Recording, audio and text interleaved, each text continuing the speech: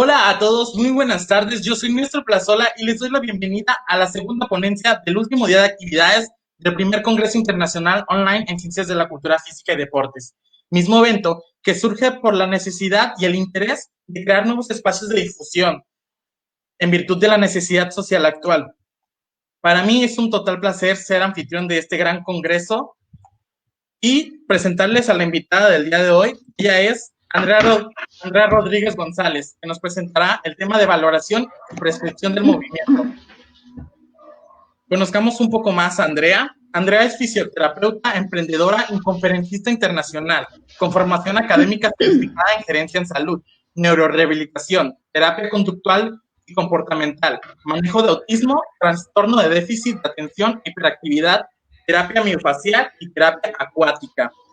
Bueno, Andrea, pues sin más preámbulo, te dejo para que ya puedas transmitir tu pantalla y inicies con tu ponencia del día de hoy, que el público te aclama. Muchísimas gracias, Néstor. Bueno, muy buenas tardes a todos. Muchas gracias a los organizadores del Congreso por la invitación y por permitir estos espacios de conocimiento. Entonces, demos inicio a esta pantalla.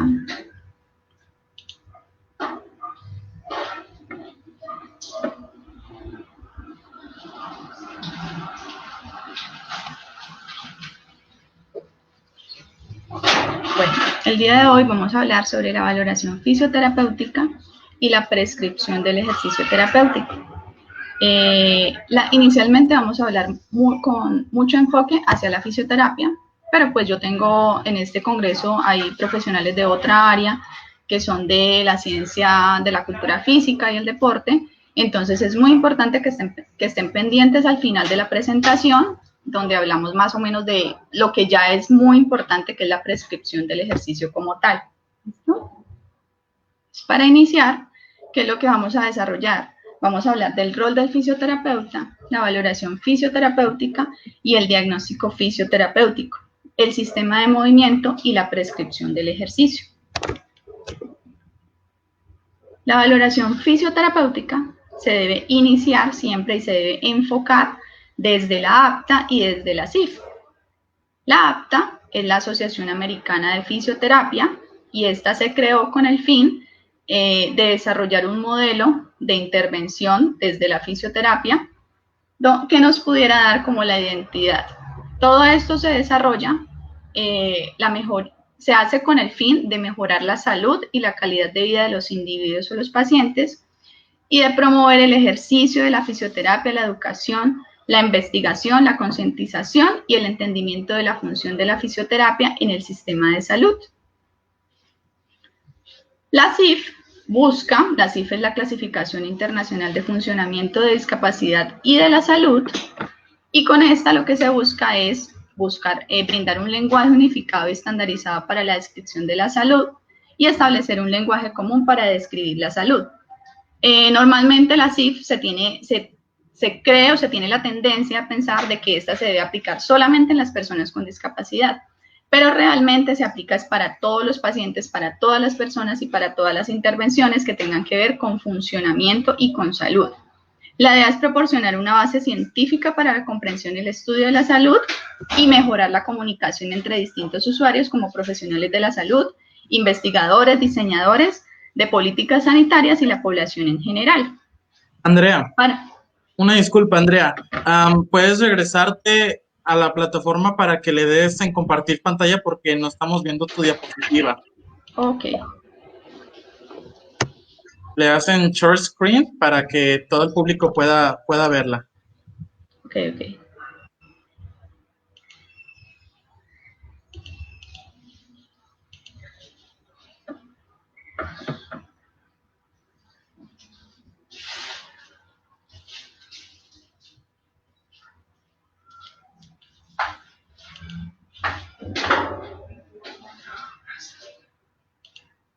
¿Me confirman, por favor, si ya se ve la presentación?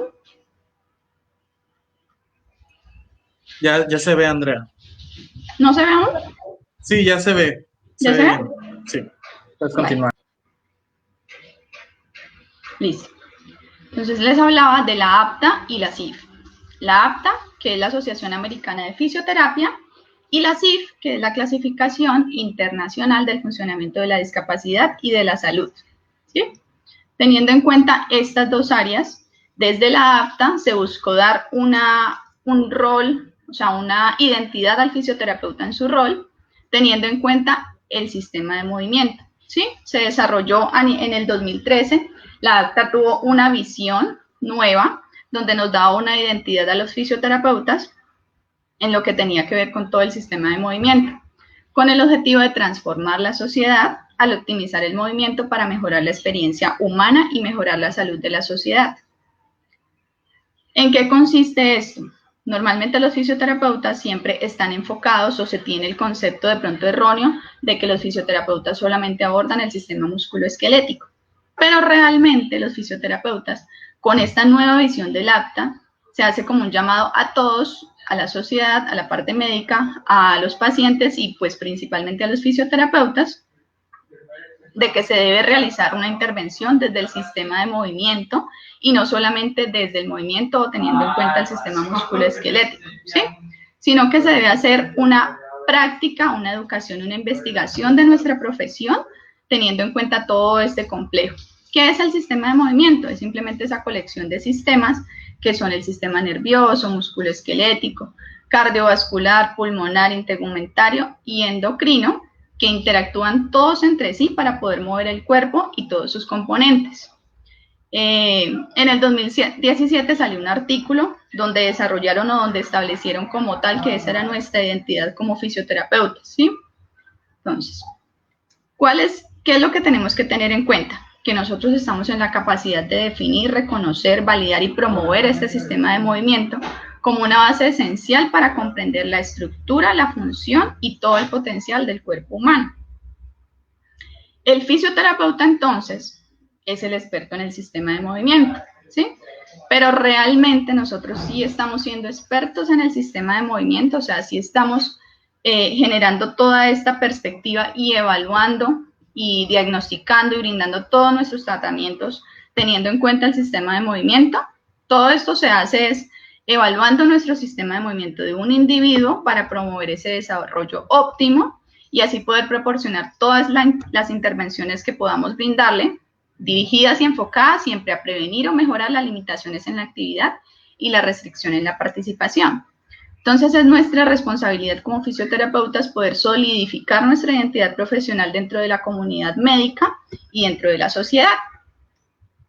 Entonces, el profesional en fisioterapia tiene la perspectiva única del movimiento útil, eficiente y con propósito, ¿sí? Todo esto está variable y todo esto está enfocado en que los fisioterapeutas tenemos unas habilidades y unos conocimientos que hemos adquirido a lo largo de nuestra formación profesional, que nos da la teoría de los fundamentos para poder establecer y para poder desarrollar todas nuestras intervenciones. Y además de eso, tenemos una experiencia clínica que se nos va formando en el transcurso de que vamos atendiendo a nuestros pacientes, vamos ejerciendo nuestra profesión y bueno, vamos adquiriendo todos estos conocimientos también a lo largo de nuestra carrera. Es muy importante tener en cuenta que todas estas habilidades y todos estos conocimientos y toda esta experiencia es diferente para cada fisioterapeuta, o sea, no todos vamos a tener la misma habilidad, el mismo fundamento, la misma teoría, el mismo conocimiento y pues mucho menos la experiencia. Entonces hago aquí también como un llamado a todos de que todos podemos aprender del otro colega y nos podemos interactuar y podemos generar como esas alianzas en la atención del paciente para mejorar toda nuestra intervención. Y obviamente van a haber unos colegas que pues estén de acuerdo con lo que yo estoy diciendo, otros que no, así como unos van a estar de acuerdo o van a hacer sus intervenciones de manera diferente, pero eso no está mal, eso está bien, ¿sí? Porque todo eso es la suma de lo que nos hemos formado y de lo que cada uno ha hecho, ha integrado como fisioterapeuta de acuerdo a sus habilidades, a sus fundamentos y a su experiencia clínica. Entonces, todo esto con el fin y con el objetivo de poder optimizar ese movimiento, promover la salud y el bienestar, mitigar las diferencias y prevenir el desarrollo de la discapacidad. ¿Qué es importante y a qué tenemos que llegar ya en la conclusión? Como fisioterapeutas tenemos todas las habilidades y los conocimientos y la teoría para poder desarrollar y para poder intervenir. ¿Qué tenemos que pensar y qué tenemos que como hacer un análisis o a qué los quiero invitar, a que realmente conocemos el sistema de movimiento o solo estamos enfocados en movimiento, ¿sí? Acuérdense que el sistema de movimiento integra todos los sistemas. Somos ese profesional que tiene la capacidad de poder ver, o sea, poder diagnosticar movimiento desde el movimiento y poder intervenir con base en el movimiento, pero teniendo en cuenta todo este sistema de movimiento, o sea, todos los sistemas que lo componen, ¿sí? Además de eso, ¿cuál es nuestra experiencia clínica? ¿Qué es lo que hemos hecho nosotros? ¿Qué nos ha llevado a formarnos para poder realizar esa intervención? ¿Y realmente conocemos que es un movimiento eficiente o simplemente estamos colocando ejercicios por poner o atendiendo a nuestros pacientes con protocolos o estamos haciendo realmente ese razonamiento clínico, que es lo que nos va a llevar a poder establecer o desarrollar un juicio crítico con nuestros pacientes que nos permita desarrollar o que nos permita lograr los objetivos que nos estamos proponiendo? Entonces, concluyendo con todo esto, como el fisioterapeuta es el que tiene esa perspectiva de movimiento eficiente y con propósito, pues está en la capacidad de evaluar el sistema de movimiento, de diagnosticar con base a todo este sistema de movimiento y asimismo desarrollar o proporcionar ese plan de intervención personalizado e integrado con los pacientes. Además, todo esto lo hace para poder maximizar la capacidad del individuo para que él pueda participar y responder en su entorno y pueda ser más independiente y funcional en su rendimiento. Bueno, ya para empezar a hablar como tal de cómo se debe hacer una valoración fisioterapéutica o qué es lo que nosotros debemos tener en cuenta, entonces, como a grosso modo, debemos saber que pues primero tenemos que llegar a un diagnóstico. Es vital llegar a un diagnóstico y no me refiero al diagnóstico médico, a ese diagnóstico que llega muchas veces los pacientes con un diagnóstico general, no sé, manguito rotador, fractura de húmero, hernia discal, ¿sí? No, nosotros tenemos que hacer una valoración y un diagnóstico enfocado siempre a la función. Nosotros podemos tener 5 pacientes, 10 pacientes, 1000 pacientes con un mismo diagnóstico médico, pero nunca nuestros pacientes van a tener el mismo diagnóstico en fisioterapia. ¿Por qué? Porque en fisioterapia nosotros diagnosticamos, atendemos, intervenimos siempre desde la función, desde la funcionalidad de los pacientes y teniendo en cuenta todo el entorno, que es lo que vamos a ver ahorita. Entonces, con la APTA se establecieron ciertos criterios. Primero, el examen. Todo esto tiene que ver con la historia clínica, lo que nosotros, cómo obtenemos los datos, toda la revisión que hacemos de ayudas diagnósticas, toda la evaluación por sistemas, todas las pruebas semiológicas, todas las ayudas que podamos tener para poder desarrollar y hacer como un paralelo de todo lo que tiene nuestro paciente. Posteriormente, debemos desarrollar el diagnóstico. ¿Qué tiene que ver con ese diagnóstico? El diagnóstico ya es el resultado de toda esta evaluación que nosotros hicimos, de todo este juicio, de este razonamiento clínico que desarrollamos para poder lograr hacer un diagnóstico adecuado y no solamente empezar a intervenir o tratar a nuestros pacientes con base en el diagnóstico médico. Luego viene el pronóstico. Aquí en el pronóstico quiero ser un poquito clara porque pronóstico quiere decir determinación del nivel óptimo de progreso que se pueda alcanzar a través de la intervención. Entonces, es como si nosotros le dijéramos al paciente, mira, con 15 terapias o 10 terapias tú te vas a recuperar. O no, tú no solamente necesitas 10, o no, tú realmente necesitas 60 terapias, ¿sí? Es como crearle, como si estuviéramos pues adivinando el futuro. Y puede que nosotros tengamos una perspectiva o tengamos una visión de cuál va a ser nuestra intervención y cuál puede ser la posible recuperación, pero es importante tener en cuenta no crearle falsas expectativas al paciente, porque eso empieza a generar ansiedad y empieza a generar unas limitantes en el proceso de intervención. Además de eso, hace poco, en el 2019, apenas, hicieron un estudio donde evaluaron todo esto que tenía que ver con el pronóstico y desarrollaron y llegaron a la conclusión de que era mejor no indicarle al paciente como tal un pronóstico, sino enfocarlo, crearle la conciencia y motivarlo para que participara de la terapia. Y obviamente estos avances que iba teniendo entre cada sesión, pues no iban a determinar el futuro, no iban a determinar qué tanto iba a lograr en tantas sesiones, pero que por lo menos esa motivación de ir logrando objetivos en cada sesión era lo que iba a permitir que desarrolláramos una mejor intervención. Ya posteriormente, entonces ya entramos a la intervención terapéutica, donde planteamos todos los objetivos terapéuticos y nuestro plan de tratamiento, ¿sí? Todos los métodos, las técnicas, bueno, ahí entran en juego todos los fundamentos que nosotros tenemos como fisioterapeutas y toda la experiencia clínica que hemos adquirido para poder abordar los pacientes. Y al final ya están los resultados, que son los logros que alcanzamos, y ahí es donde nosotros determinamos si es necesario continuar, si no es necesario continuar. En este caso, que también les quiero recomendar y decirles, debemos siempre enfocarnos en no generar una dependencia del paciente al fisioterapeuta, ¿sí? Por eso en nosotros está siempre estar educando al paciente, creando conciencia, explicándole, enseñándole qué es lo que tiene. Cuando un paciente logra entender qué es lo que tiene, deja el miedo a un lado y empieza a trabajar y empieza a recuperarse y empieza a entender y a trabajar él solito y no genera esa dependencia tan fuerte de estar siempre en la terapia o es que me dolió aquí entonces la terapia, sino que se genera una recuperación como un todo. La CIF tiene en cuenta un modelo biopsicosocial que me parece muy chévere porque aquí se tiene en cuenta el paciente o la persona como un contexto general, ¿sí? Donde se tiene en cuenta la condición de salud. La condición de salud tiene que ver con las funciones o las estructuras corporales que en este caso es como el diagnóstico médico, ¿sí? ¿Qué se dañó? ¿Qué pasó? ¿Cuál fue la lesión? ¿Qué alteración tiene el paciente? Tienen en cuenta las actividades de la vida diaria. En este caso es las actividades que el paciente realiza normalmente y las actividades o las funciones como tal de su propio organismo y la participación, que tiene que ver con la participación social, la participación personal y la participación laboral. Además, se tienen en cuenta los factores ambientales y los factores personales. Los factores ambientales tienen que ver con el entorno, dónde vive el paciente, con quién vive el paciente, cuál es su entorno, dónde se desenvuelve, cómo es su vivencia diaria.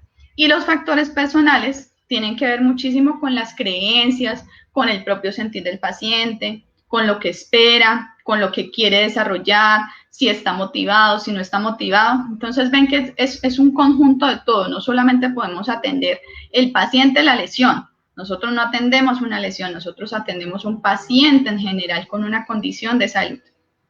Entonces acá ya entramos, teniendo en cuenta todo eso, a decir, ¿estamos prescribiendo ejercicio o estamos prescribiendo movimiento?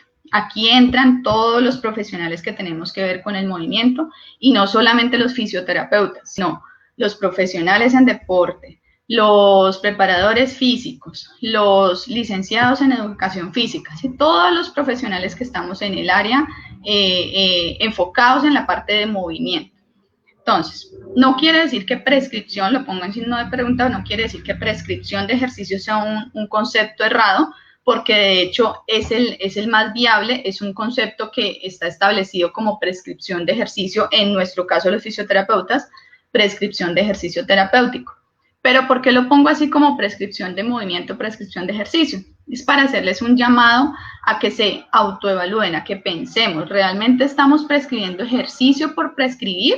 O sea, sentamos al paciente y haga 15 repeticiones de 4 series, o haga tantas de tantas, o estamos pensando en el movimiento y estamos integrando todos estos sistemas de movimiento para poder desarrollar una buena intervención. ¿Qué hay que tener en cuenta y qué debemos saber todas las personas que abordamos el movimiento? El aprendizaje motor.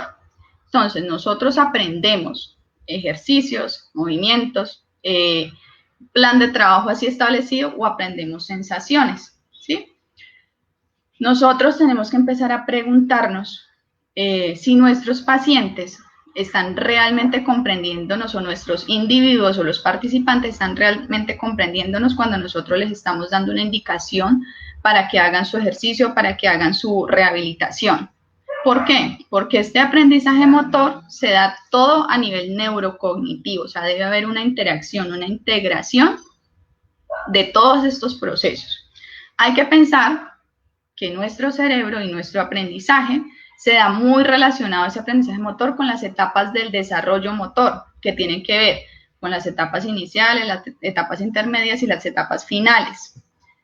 Se llegó a la conclusión, y bueno, bajo muchos estudios, de que nosotros aprendemos es por sensaciones, ¿sí? Cuando nosotros vivenciamos algo, logramos aprendernos. Por eso es que a veces es difícil, digamos, tú enseñarle a alguien o explicarle a alguien un ejercicio que tú probablemente lo haces con facilidad, lo desarrollas, vas a hacer una sentadilla o vas a hacer una flexión de pecho y le vas a mostrar a otra persona y para la otra persona cuando lo ve, empieza a integrarlo, empieza a aprenderlo, pero cuando lo siente, termina de hacer ese desarrollo, ¿sí? ¿Qué es importante tener en cuenta? Que no solamente lo vivenciamos. Los estudios que han hecho, por ejemplo, de neuronas espejo, dicen y enfocan de que se acelera más este aprendizaje de movimiento cuando tenemos un input visual porque se genera un feedback de movimiento. Es decir, cuando nosotros le representamos al paciente o a la persona y le mostramos el ejercicio que va a hacer, él empieza a hacer una integración, ¿sí? Empieza a recibir estímulos de lo que oye, de lo que ve y luego de lo que siente cuando ya desarrolla este proceso.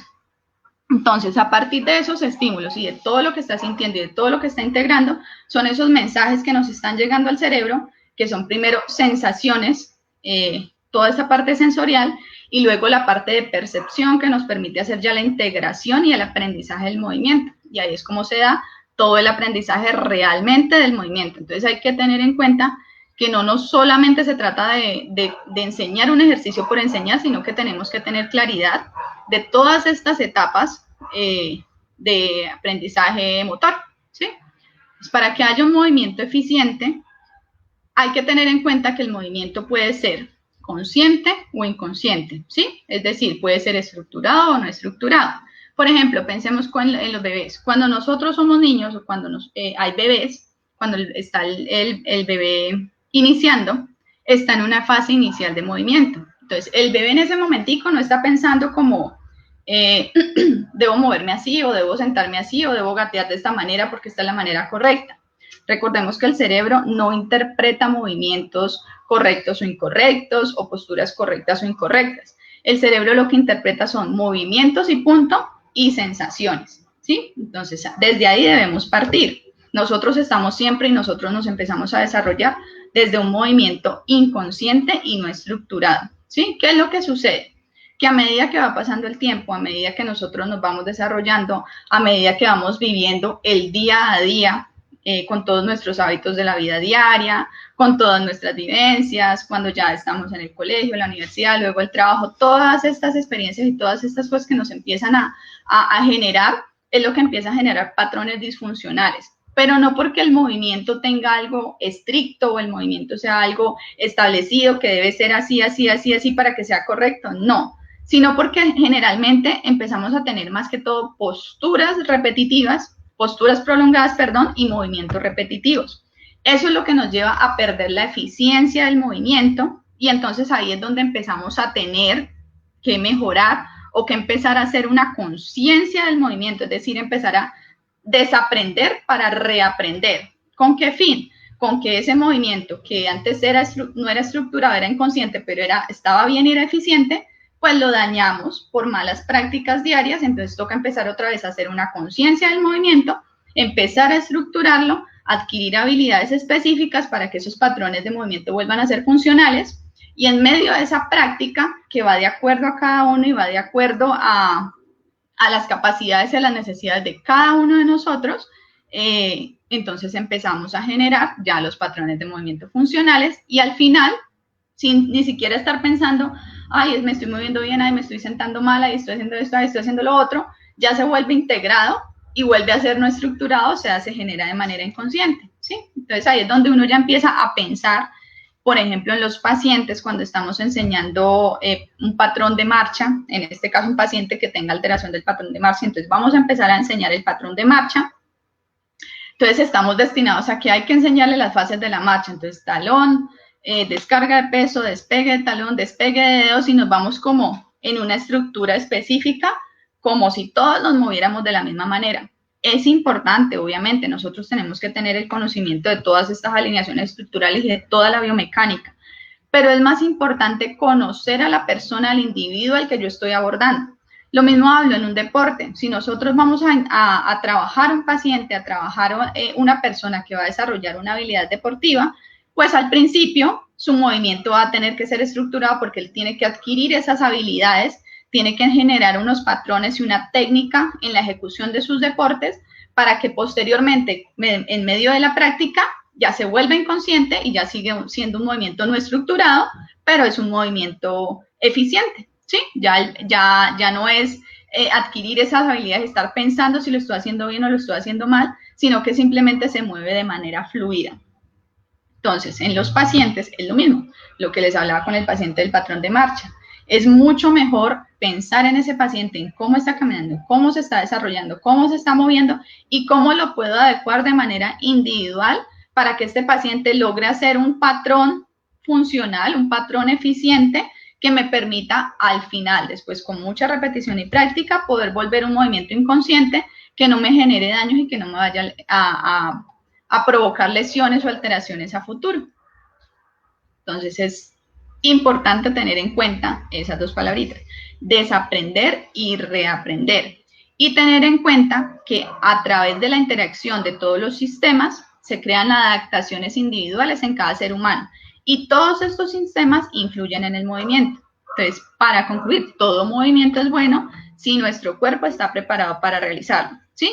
Entonces, esa parte donde empiezan a decir, no, es que la sentadilla se hace así, no, es que la sentadilla tiene que ver con la espalda recta, no, es que la sentadilla no puede pasar la punta, no, es que, bueno, una cantidad de conceptos y cosas que lo vuelven como si fuera algo estructurado y generalizado, y realmente eso depende y se define es desde la persona. O sea, si yo tengo una movilidad, si yo me siento cómodo, ¿qué tenemos que enfocarnos? A que esos patrones, a que ese movimiento sea eficiente, sea funcional y que el paciente se sienta cómodo, que no esté angustiado, o la persona no esté angustiada o estresada pensando que está haciendo algo malo o bien, sino que simplemente se está sintiendo cómodo y de esa manera empieza a progresar, ¿sí? Entonces, por ejemplo, cuando hablamos de posturas, listo, no quiero decir y no vayan a malinterpretar de que cualquier movimiento, cualquier postura está bien. Obviamente hay algunos desbalances que se generan por todo lo que les he comentado anteriormente, y ahí es donde nosotros entramos como fisioterapeutas, como profesionales expertos en sistema de movimiento, a empezar a direccionar y a proporcionarle todas estas herramientas a los pacientes para que ellos puedan hacer el proceso y puedan integrar y puedan aprender cómo es moverse de manera adecuada, cómo es moverse de manera eficiente, mejor, pero desde su propia condición y no desde algo impuesto por la sociedad o por conceptos externos. Bueno, ¿qué más hay que tener en cuenta? Ya dijimos que el movimiento no es solo movimiento, sino que lo integra un sistema completo de movimiento y que es individualizado. Entonces hay que tener en cuenta estas actividades de la vida diaria y esta participación del paciente en la sociedad.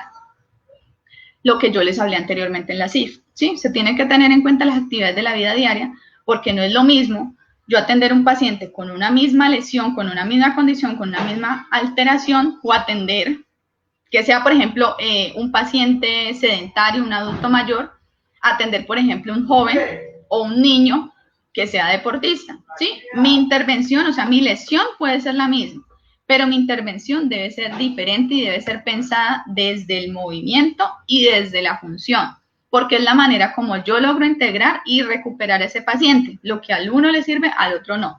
Todos somos diferentes y todos nos movemos de manera diferente. Además de eso, hay que tener en cuenta los factores ambientales y los factores personales. Factores ambientales, el entorno, el contexto en el que está el paciente. Factores personales, su motivación, su creencia, su sentir, qué está viviendo, qué está percibiendo, qué es lo que espera. No podemos llegar a abordar un paciente, abordar un deportista, abordar una persona desde nuestro propio sentir. Tenemos que empezar a aprender a escuchar al paciente, a mirar qué es lo que está sintiendo, qué es lo que está expresando, y en ese caso, empezar a desarrollar nuestra intervención.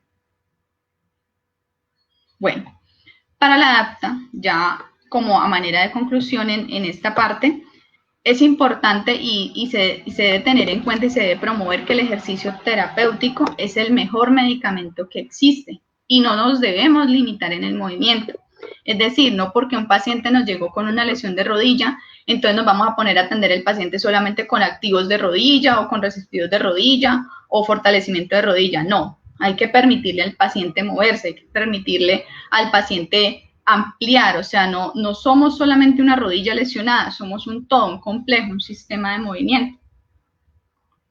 ¿Sí? ¿Qué debemos hacer? Empezar a mejorar esa independencia en los pacientes y a no fragilizarlos. O sea, tenemos que empezar a dejar de decirle al paciente, ese movimiento no hagas este movimiento, este es incorrecto, este es bueno, ese te puede dañar, ese te puede lesionar, porque la comunicación y lo que decimos influye en el paciente. O sea, las palabras que nosotros utilizamos son vitales tener en cuenta qué es lo que estamos diciendo. No es lo mismo, por ejemplo, decirle a un paciente, puedes mover, puedes poner la mano acá, puedes levantar la mano, puedes doblar la pierna, a decirle, inténtalo, lleva tu mano a la cabeza, dale, inténtalo. Dobla la pierna, sí, dale que tú puedes, no importa, no tengas miedo, tranquilo que no pasa nada. El paciente suele sentir mucho temor cuando tiene dolor, ¿sí? Y tenemos que también tener en cuenta y enseñarle a nuestros pacientes que el dolor no es algo negativo, o sea, el dolor no es algo malo, el dolor es un factor protector de nuestro cuerpo, es algo que nos indica, hey, algo está pasando, mire, estás haciendo esto o estás haciendo lo otro, ¿sí? Pero nosotros no debemos limitar el movimiento y mucho menos dejar que un paciente se quede quieto o en reposo porque tiene dolor. Obviamente no estoy yéndome a los extremos, no estoy diciendo que hay condiciones y hay situaciones donde debemos mantener un poquito el reposo e ir avanzando poco a poco, pero no podemos generar ese pensamiento porque el paciente empieza a tener temor del movimiento, empieza a generar esa kinesiofobia, que es lo que nos ha generado tantos limitantes a la hora de progresar con un paciente, ¿sí? Entonces, no lo fragilicemos y empecemos a pensar cómo estamos comunicando, cómo le estamos refiriendo al paciente, cómo lo estamos motivando, ¿sí? Entonces, permitámosle al paciente moverse tanto como sea posible. Es nuestro propósito, es nuestra responsabilidad darle todas las herramientas para que lo haga y direccionarlo y cuidarlo sin necesidad de generar un temor. ¿Listo? Ya para generar la prescripción del ejercicio, nosotros tenemos que tener en cuenta que cuando vamos a prescribir ejercicio, independientemente si es un fisioterapeuta que prescribe ejercicio terapéutico o si es un preparador físico o un profesional en deporte o un licenciado en educación física que va a prescribir ejercicio, por ejemplo, a un deportista, un entrenamiento como tal de una persona sana, igual deben tener en cuenta este sistema de movimiento. Este sistema de movimiento se puede alterar y se puede dañar generando síndromes de disfunción del sistema de movimiento, ¿sí? Acordémonos que nosotros no somos estructuras, no somos una articulación, no somos un segmento, somos un todo. Entonces tenemos que pensar qué es lo que está alterado, qué se está generando y cómo está afectando a los otros sistemas y esos otros sistemas cómo influyen en este movimiento, ¿sí? Porque estos síndromes, estas alteraciones en este sistema de movimiento me empiezan a generar microtraumatismos que posteriormente se pueden generar en un trauma mayor y esto nos puede generar dolor y ahí es donde ya se nos vuelve limitante. Y lo grave de esto, por ejemplo, lo digo en el caso de las personas que no tienen ningún dolor y que están entrenando con alguno de los preparadores físicos o con algún entrenador o con un profesor, un profesional en deporte que hacen sus entrenamientos a los pacientes, deben tener claro de que siempre tenemos que tener ese conocimiento de todo el sistema de movimiento, de la biomecánica, de la neurofisiología, de la neuroanatomía, porque si no estaríamos abordando a nuestros pacientes, a nuestros participantes de manera irresponsable, ¿sí? Y en el momento no se ven las lesiones, en el momento no se ven los daños, pero una continuidad, o sea, una constancia en un movimiento repetitivo que no es muy eficiente o en una postura sostenida que no es muy eficiente, pues nos va a empezar a generar unos movimientos compensatorios que eso sí nos va a empezar a generar a futuro unos trastornos del movimiento y eso ya es grave. ¿Por qué? Porque estos movimientos compensatorios son los que nos empiezan a generar todos los desbalances musculares, las sobrecargas articulares, las malas alineaciones de las estructuras y ahí es donde ya se empiezan a generar los daños, las lesiones, los dolores y ya es donde entra el paciente a empezar a trabajar ya desde la parte terapéutica, pudiendo haberse prevenido desde antes de llegar a esa lesión. Y todos estos factores que influyen son los cambios en la longitud, la resistencia, la rigidez muscular y todo ese patrón de reclutamiento que es lo que me conlleva a que la persona desarrolle un movimiento poco eficiente. Entonces tenemos que generar esa conciencia y empezar a mirar qué es lo que estamos trabajando y cómo lo estamos haciendo. ¿Listo? Bueno. Entonces, en conclusión, los fisioterapeutas somos expertos del movimiento, pero realmente estamos trabajando desde el movimiento, ¿sí? Entonces, el fisioterapeuta, lo que les decía, el fisioterapeuta y todos los profesionales que estamos enfocados en el movimiento, tenemos que entender todos los procesos del control motor, la biomecánica y todos los sistemas que integran en el movimiento y que influyen en el movimiento, ¿sí? Nosotros no solamente estamos tratando a nuestro paciente, estamos abordando a nuestro paciente, nuestra responsabilidad y nuestra función siempre educar sobre el movimiento, ¿listo? Entonces, en conclusión, Y ya para terminar la presentación, debemos tener en cuenta que el ejercicio es posible para todos. No hay un limitante, no hay una sola lesión, no hay una sola condición, no hay una sola patología, no hay una sola discapacidad que nos limite el ejercicio. El movimiento, o sea, nuestro cuerpo humano está diseñado para el movimiento, entonces no lo podemos limitar, no podemos permitir que no sea nuestro enfoque y nuestra dirección, ¿sí? ¿Qué es lo que hay que tener en cuenta? Que se deben encontrar esos puntos específicos, esas variables adaptadas para cada paciente y así poder abordarlo de manera consciente y de manera responsable. Bueno, estas son algunas referencias bibliográficas, son algunos artículos súper importantes y súper chéveres. Si alguno lo quiere, me puede escribir. Acá están mis redes sociales, FisioAndrea RZ en Instagram. Me escriben, les envío el artículo, muy, muy bueno que lo tengan porque allí hablamos y allí nos identificamos y le damos esta identidad a la fisioterapia que realmente es responsabilidad de todos. ¿Listo? Bueno, Andrea, vamos a pasar a la sección de preguntas y respuestas. Tenemos de verdad pocas preguntas, así si las personas tienen dudas o preguntas es el momento para que las dejen en los comentarios. Andrea pregunta, Raúl, que en el caso de mala postura en la espalda, ¿cuál sería la forma de empezar a corregir? En el caso de mala postura en la espalda, bueno, ¿qué es lo que hay que empezar a mirar? ¿Quién pregunta? Raúl, ¿qué es lo que hay que empezar a mirar y a identificar? La mala postura en la espalda, cuando tú te refieres a malas posturas, me refiero a que estás indicando desde la parte de alineación de la columna. O sea, realmente posturas malas o buenas no hay. Lo que hay es unas alineaciones, una biomecánica funcional y natural del cuerpo humano. Entonces, ¿qué es lo que nosotros tenemos que empezar a identificar? A mirar qué es lo que nos está provocando esa alteración, pero no exigirle a tu paciente. Por ejemplo, si tu paciente tiene una hipercifosis, ¿sí? Por ejemplo, hombros adelantados, cabeza adelantada, la famosa, pues, hipercifosis ojiva que se conoce coloquialmente. Entonces, no se trata de decirle al paciente, vamos a hacer un ejercicio y lleva los hombros atrás, adelanta la cabeza y eso, trabaja así. ¿Por qué? Porque su cerebro no está acostumbrado a ese movimiento. ¿Qué tienes que tú hacer?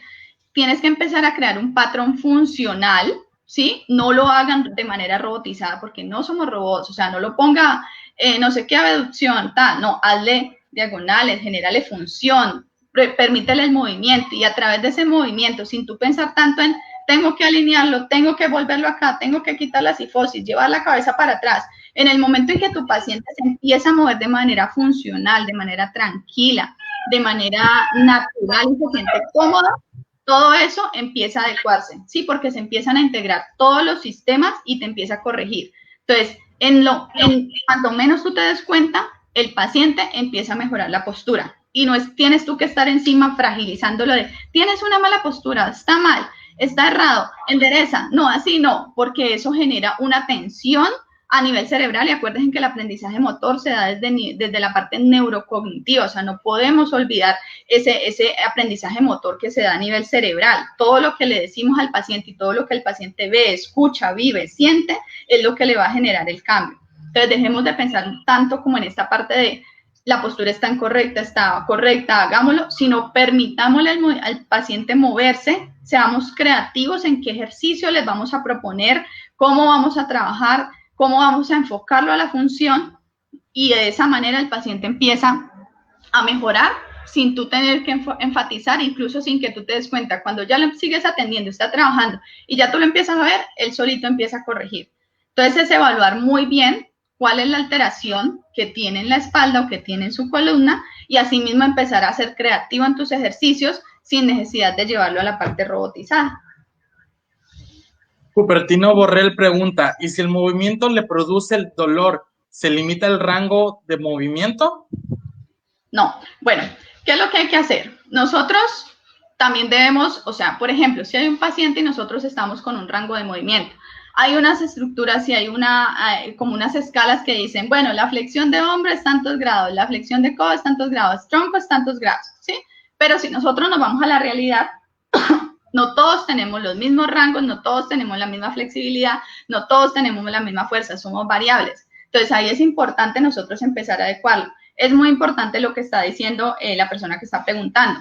Sí debemos seguir trabajando, pero tratar de trabajar en rangos sin dolor. O sea, el dolor no es un limitante para nosotros trabajar, no decir, ay, le dolió el hombro, entonces no lo movamos y movamos el otro y trabajemos el resto, no, porque pues nuestro enfoque va a ser el hombro, ¿sí? Pero entonces tratar de permitirle al paciente movimientos donde no genere dolor, pero que sí empiece a generar ese estímulo a nivel articular y sobre todo los tejidos de que se está moviendo. Entonces ahí se hace una integración a nivel neurocognitivo y ahí es donde se desarrolla todo ese aprendizaje y los dolores empiezan a disminuir, porque muchas veces los dolores no son como tal tanto de la articulación. Recuerden que así como el dolor no es específico, no es causante de lesión, o no quiere decir cuando haya dolor hay una lesión, o viceversa, cuando hay una lesión hay dolor, ¿sí? Es variable. Lo mismo el movimiento no es algo lineal, el movimiento es algo que se va cambiando, pero sí es importante tener en cuenta eso. Cuando hagas el movimiento y el ejercicio, procure hacerlo en rangos sin dolor.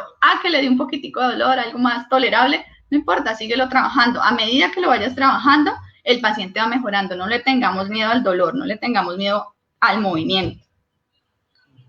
Javier Aguayo pregunta, en la parte emocional, hablando del estado del paciente, ¿retarda el mejoramiento del paciente? ¿Cómo? ¿Retrasa el mejoramiento del paciente? Sí, la parte emocional. Claro que sí, influye muchísimo. Un paciente que emocionalmente no esté dispuesto a trabajar y no quiere recuperarse, no quiere participar, obvio, va a ser una limitante muy grande. Entonces, por eso es que nosotros tenemos que partir desde trabajar desde esa área. O sea, cuando tú llegas a atender a un paciente por primera vez, un ejemplo, y emocionalmente está caído, está desanimado, no quiere hacer nada, tú no puedes llegar a decirle al paciente, bueno, vamos a trabajar, levanta los brazos, no sé qué, tal, empezar a abordarlo como fisioterapeuta. No, te toca empezar a tener una posición de escucha, de generar un vínculo con el paciente, de escucharlo y preguntarle qué es lo que quiere, cuál es su necesidad, qué pretende o qué desea, ¿sí? Y poco a poco irlo sacando de ese estado, motivando al paciente. Y ya posterior a eso, entonces, tú escuchándolo y entendiéndole qué es lo que está sucediendo, así mismo puedes entrar a abordarlo. Primero hay que crear ese vínculo con el paciente, independientemente del paciente que sea. Siempre generar ese vínculo y esa motivación, porque pues igual hay que tener en cuenta que casi nadie aprende sin motivación, ¿sí? La motivación es un impulso para nosotros aprender. Lilo Alcaraz pregunta, ¿los movimientos compensatorios que mencionó, puede ser las posturas atiálgicas que un paciente adquiere para evitar dolor? Sí, claro, eso es una compensación. Cuando un paciente tiene un dolor, generalmente de manera inconsciente y de manera protectiva, adquiere una postura compensatoria. Entonces, si hay un dolor de espalda o hay un dolor de espalda bajito, entonces va a tender a meter la pelvis o poner la retroversión o a moverse de manera rígida, ¿sí? No va a tener fluidez. Y entonces el no tener fluidez, acuérdense que cuando hay una rigidez, el cerebro interpreta de que si hay rigidez, pues el resto se mueve. Y viceversa, si hay rigidez externa, pues muevo entonces acá. Entonces, por ejemplo, si hay un paciente con dolor lumbar, cuando tú vas a ver que va a mover la cadera se pone rígida para proteger la zona lumbar, ¿sí? Pero ¿qué hay que saber y recordar? Que la zona lumbar es la que es más de estabilidad y la que tiene que tener movimiento en la cadera. Pero el cerebro, de manera protectiva, lo que hace es que la cadera la pone rígida y la zona lumbar, para protegerla, la deja, o sea, pone una articulación que es más de movilidad rígida y entonces empieza a generar una compensación. Y esto se traduce o esto se lleva a que se empiezan a generar una cantidad de lesiones en el tejido musculoesquelético que obviamente nos van a limitar muchísimo el movimiento porque eso va a desencadenar muchos factores y muchas conexiones hacia el dolor. Entonces, sí, las posturas que los pacientes adquieren cuando tienen dolor tienen que ver muchísimo con las compensaciones. Gibran pregunta, ¿en la valoración fisioterapéutica se puede ocupar el método MIF? Bueno, lo que pasa es que para la valoración fisioterapéutica y los métodos que existen, no solo MIF, sino todos los que tienen FNS, los que son funcionales, los que son desde DNS, bueno, todos los factores y todos los métodos que se están utilizando son muy rígidos. No quiere decir que uno no los pueda utilizar, no quiere decir que uno no los pueda abordar, pero es mejor hacerlo desde la parte individual. ¿Por qué? Por ejemplo, si vamos a usar una escala, algo tan simple como la escala del dolor que todos usamos o que todos abordamos, que todos trabajamos. En esa escala del dolor, la típica es de 1 a 10, entonces cómo se siente, de 1 es poquito, 10 es mucho, pero realmente aquí no logramos identificar si el paciente tiene temor, no tiene temor, si se siente cómodo, si no se siente cómodo. Lo mismo en una escala funcional o en una escala donde se trabajan todas estas partes de entrenamientos. Son escalas, o sea, son cosas que ya están establecidas. Entonces, podemos adaptarlas al paciente, pero no dejarlas como tal algo específico para todos. Mario André pregunta, ¿con qué movimiento se corrige una escoliosis? Estructura dorsal izquierda. Bueno, cuando tú tienes la escoliosis, que tienes el paciente como tal, si es una escoliosis dorsal izquierda, quiere decir que la convexidad la tiene hacia el lado izquierdo. Entonces hay que revisar porque pueden pasar dos cosas. Puede pasar que donde está la concavidad, los tejidos que están en esa área pueden estar contracturados, o sea, pueden estar retraídos y pueden estar fuertes. O pueden estar retraídos, pero pueden estar débiles, ¿sí? Y de este lado, se supone que si están más elongados, donde está la convexidad de la escoliosis, si están más elongados, pues obviamente uno creería que es una estructura que está flexible, pero se ha encontrado, yo he encontrado pacientes que tienen más tensión en el lado de la convexidad que en el lado cóncavo. Entonces tienes que evaluar a tu paciente y mirar si el lado convexo, que es donde uno creería que está más flexible o que está el músculo pues más elongadito, está realmente elongado o está tensionado. Y mirar qué está pasando con las estructuras que están en el lado cóncavo. De esa manera, cómo está influyendo, como es dorsal, entonces cómo está influyendo en la cintura escapular y el movimiento del hombro, y cómo está influyendo hacia la parte lumbar, si está generando compensaciones o no. Lo ideal es empezar a abrir la curva, ¿sí? Entonces, no te puedo decir ahorita como hasta el ejercicio porque no estoy viendo a tu paciente, pero ¿cuál es el enfoque? Abrir la curvatura para que empiece a generar esa alineación y empezar a identificar si la escoliosis es estructural o si la escoliosis es simplemente postural. Entonces tienes que hacer una evaluación, una intervención más completa de todo el paciente, no solo centrarse en la columna y en las estructuras de acá, o tienes escoliosis, entonces voy a hacer los ejercicios de la técnica no sé qué, o voy a levantar aquí o voy a levantar acá. No, acuérdense que esas técnicas llevan muchos años y la ciencia avanza todos los días, entonces hay que leer todos los días, hay que investigar, hay que mirar y hay que ensayar también con nuestros pacientes, ¿sí? O sea, de acuerdo a nuestra experiencia y a lo que nosotros vamos viviendo con cada uno de ellos, es empezar a mirar, bueno, hoy voy a practicar esto, ¿le funcionó, no le funcionó? Y no quedarnos solamente con protocolos. El protocolo de escoliosis, entonces use la técnica tal y empiece a trabajar con el paciente y ni siquiera hicimos un razonamiento clínico para ver qué es lo que necesita nuestro paciente. Entonces, evalúalo, identifica cómo están las estructuras de la parte cóncava, la parte convexa y asimismo cómo está generando la interacción a sus cinturas escapular, pélvica y al resto de la columna y cómo está toda esa parte del core, cómo están las otras estructuras en la parte de adelante, el piso pélvico, diafragma, sí, todo está influenciando sobre esa escoliosis. Entonces hay que mirar incluso el apoyo plantar, cómo está el pie, cómo está la cadera, todo es una cadena, nosotros somos toda una cadena, entonces tienes que evaluar a tu paciente completo para poder identificar y para poder decir, no, tal ejercicio es el adecuado para esta escoliosis. Cristóbal Alejandro pregunta, claves para el tratamiento con movimientos si el paciente me dice que tiene fibromialgia y menciona que comprende lo de la evaluación de los movimientos. Ok, entonces los pacientes con fibromialgia son pacientes, a ver, la fibromialgia nosotros siempre la interpretamos como que tiene puntos específicos de dolor, ¿sí? Entonces hay que evaluar no sé cuántos puntos para mirar, bla, bla, bueno, la teoría que todos conocemos de la fibromialgia.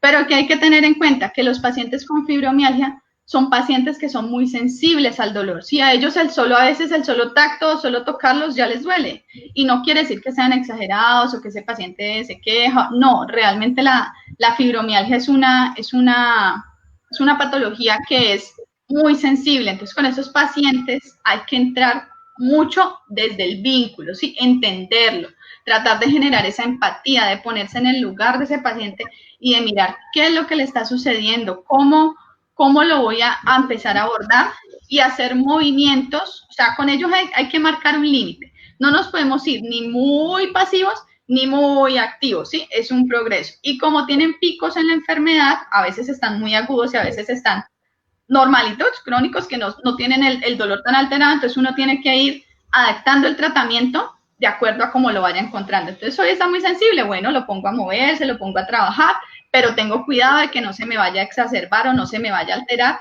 y se me vaya a generar de pronto como a llenárseme de ansiedad por temor al dolor, ¿sí? De no moverse por temor al dolor. Pero si está bajito de dolor o si está ya más activo, entonces yo aprovecho ese día y le permito más movimiento. ¿Para qué?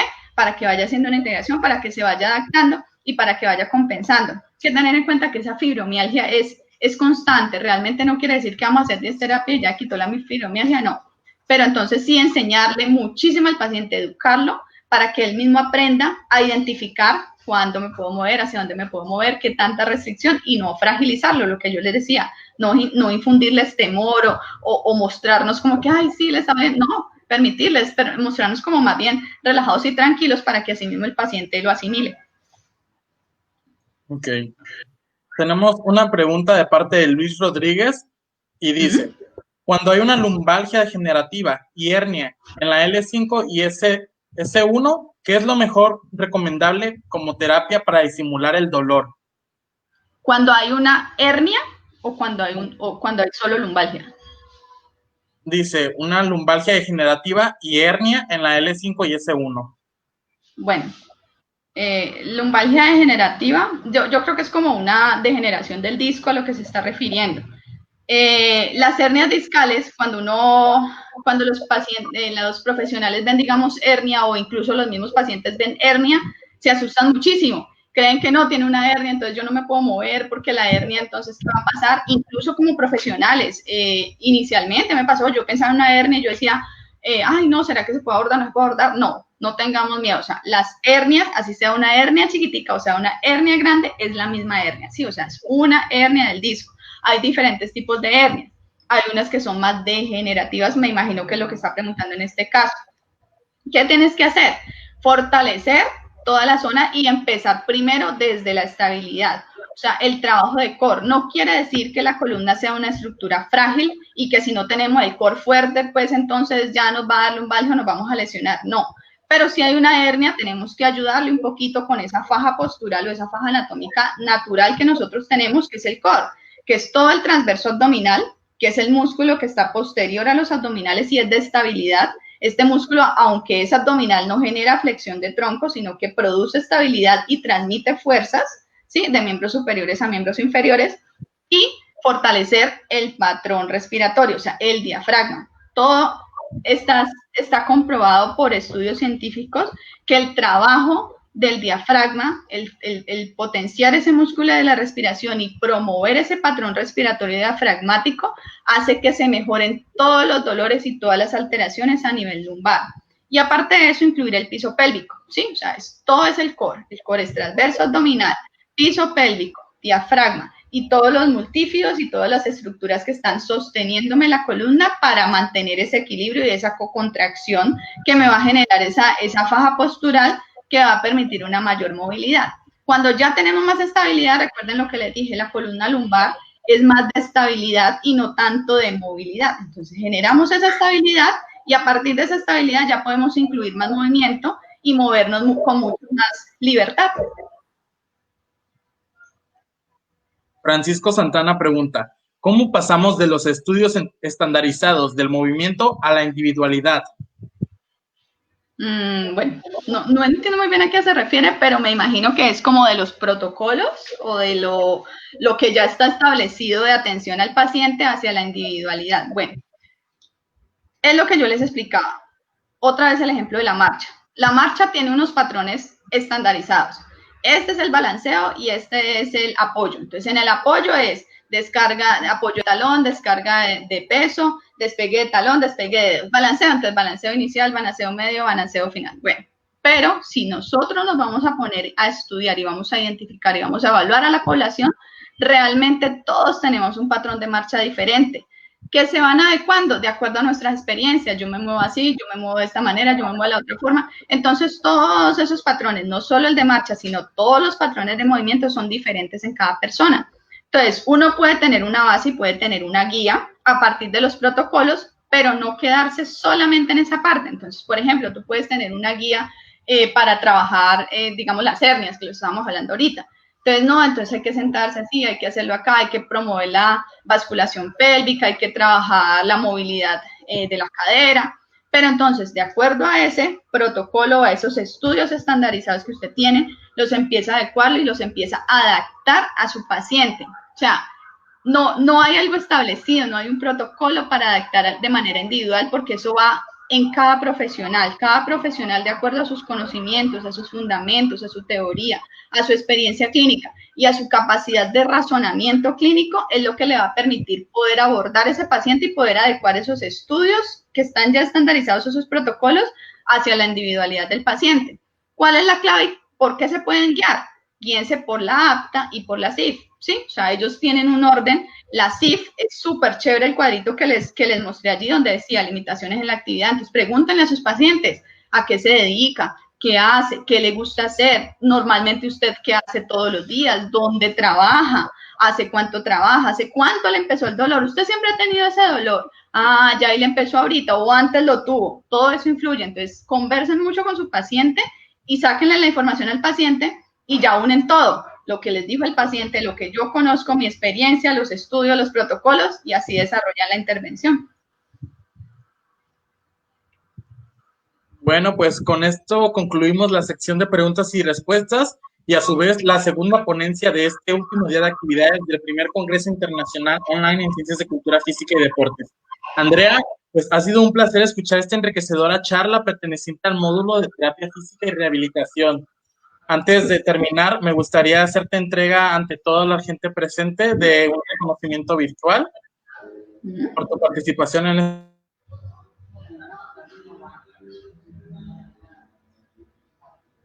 Casi no te escucho. No te estoy escuchando.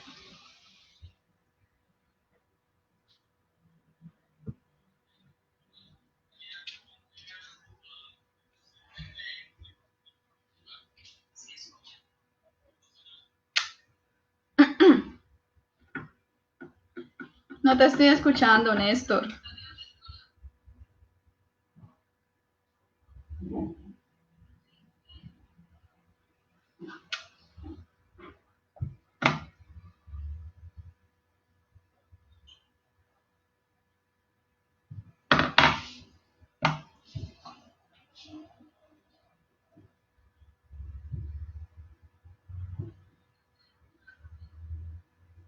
Bueno, creo que se dañó la señal de Néstor.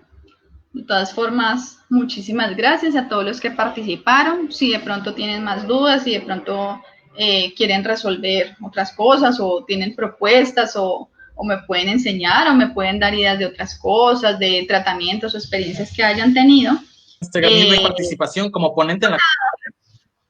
Volviste, no te escuchábamos. Es que no, tengo trabada la pantalla, entonces no puedo ponerlo, no puedo hacer nada.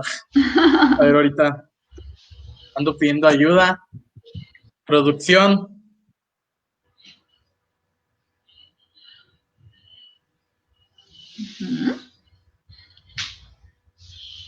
Y ahorita viene alguien al rescate. Fallas técnicas que no faltan. No, hombre, es que no puedo ni cerrar ni nada. Entonces, bueno, pues, gente, pues ya se terminó la conferencia. Ya terminamos. Bueno, ahí les recuerdo otra vez. Sí, Andrea, pues, cualquier duda, cualquier cosita que quieran aportar o que quieran contarme, los espero por allá en Instagram. Muchas gracias a todos.